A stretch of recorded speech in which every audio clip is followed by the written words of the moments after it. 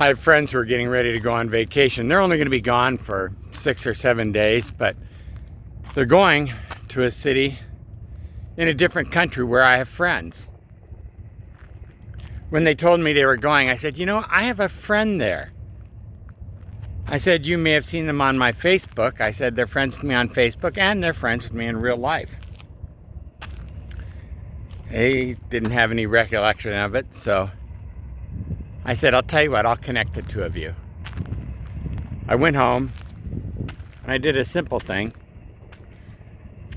I took a couple of pictures from Facebook with my friend who lives in this distant country.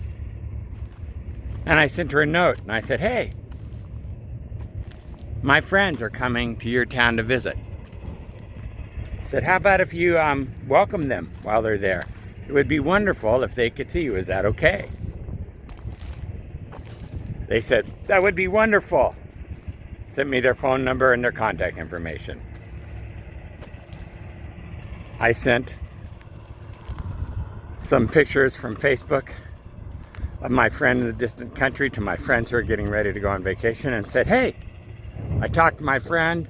They said it would be wonderful if you contacted them. Here's their phone number. Here's pictures. And I thought how easy that was.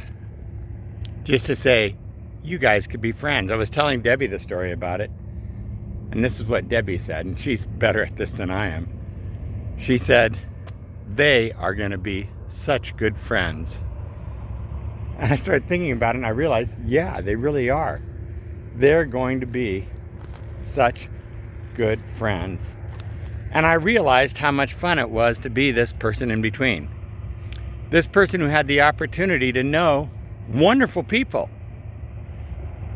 in different places, and then just to have the opportunity to introduce them to each other, to connect them and say, hey, you know what? Somehow, amazingly, I stand between you guys, and you guys should know each other. You're going to be wonderful friends. So now, as vacations begin and they're getting ready to travel, my prayer has been that they really would get to connect, because so often, one thing turns into the other and one day turns into the next on vacation, and you never really get to do everything maybe that you had hoped or planned to do. But I think it really would be a wonderful, wonderful friendship for each of them. And I thought about how many of you, like me, stand in between. You stand in between people that you really love, maybe from school or from growing up or from your professional life or from your friends on the internet, whatever, and other people in different places. And all it really takes for you to connect is to connect them. I don't take a lot of these random friend requests on Facebook. I just, I did in the beginning, and then I learned my lesson the hard way by getting bizarre photos from people, and I was able to handle the bizarre photos from people. When it was strangers, I could just delete them, report them as spam. But when it came back as people that I actually knew and who I recognized, and I was seeing way more of people that I recognized than I ever had hoped to see. And I thought to myself, yeah, that's not happening anymore. I stopped, but then I realized, what if for each of us, when we thought about our friends, we thought, you know what, these people, not like a matchmaker, but just like friends, these people would be wonderful, wonderful friends.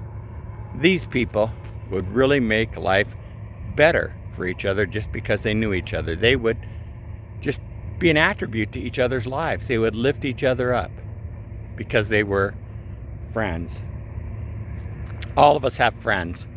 Coming into this new year, I've been reading some of the stuff on lonely people, on people who don't have that many friends.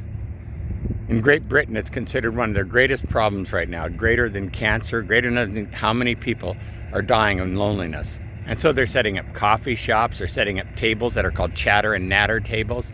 They're setting up buttons that are silence buttons and buttons that are talk to me buttons. I need a friend. And they're making deliberate effort on part of the government saying, let's help people to build community, to reintegrate with each other again, to be friends. When we were children, we learned how to do it. We weren't afraid to do it. As adults, maybe it's time for us to remember what we once knew. As adults, maybe it's time for us to start breaking down some of our barriers and start building up. And when we meet someone, yeah, maybe it is kind of like being a matchmaker. And we see them and we think, you know what? They would be the best of friends, the best of connection, wonderful with, and then you think of someone else, you just simply connect them. Not for personal gain, not for professional profit, not for anything like that, not to make any, but just because you think, I am so blessed to have friends like this. Wouldn't it be great if they were friends with each other? I feel so blessed to have friends like you. People like you have taken me out of mediocrity and into a life of the miraculous. And over again, I think about my friendships and I think about what a miracle each one of you are. My prayer for you today is that you can begin to discover what it's like to come out of a life of mediocrity and into the miraculous and be the miracle, because you were created not to be mediocre, but you were created to be miraculous. Hey, I'm running in brand new running shoes again today.